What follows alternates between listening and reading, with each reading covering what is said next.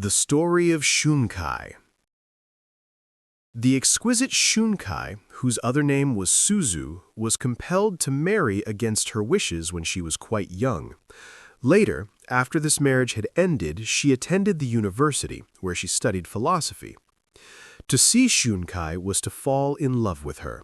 Moreover, wherever she went, she herself fell in love with others. Love was with her at the university, and afterwards, when philosophy did not satisfy her, and she visited a temple to learn about Zen, the Zen students fell in love with her. Shunkai's whole life was saturated with love. At last, in Kyoto, she became a real student of Zen. Her brothers in the sub-temple of Kennen praised her sincerity. One of them proved to be a congenial spirit and assisted her in the mastery of Zen.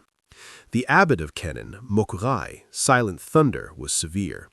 He kept the precepts himself and expected his priests to do so. In modern Japan, whatever zeal these priests have lost to Buddhism, they seem to have gained for their wives.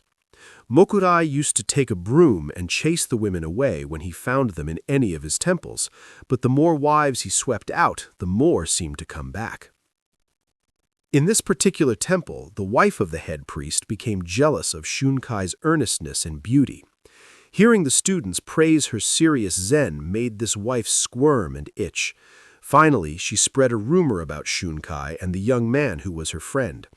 As a consequence, he was expelled and Shunkai was removed from the temple.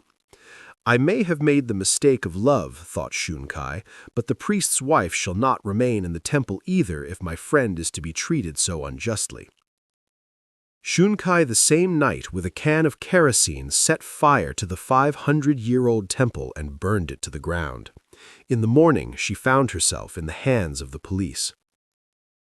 A young lawyer became interested in her and endeavored to make her sentence lighter. "Do not help me," she told him. "I might decide to do something else which would only imprison me again." At last, a sentence of 7 years was completed, and Shunkai was released from the prison, where the 60-year-old warden had become enamored of her. But now everyone looked upon her as a jailbird. No one would associate with her. Even the Zen people, who are supposed to believe in enlightenment in this life and with this body, shunned her. Zen, Shunkai found, was one thing, and the followers of Zen quite another. Her relatives would have nothing to do with her. She grew sick, poor, and weak. She met a Shinshu priest who taught her the name of the Buddha of love, and in this Shunkai found some solace and peace of mind. She passed away when she was still exquisitely beautiful and hardly 30 years old.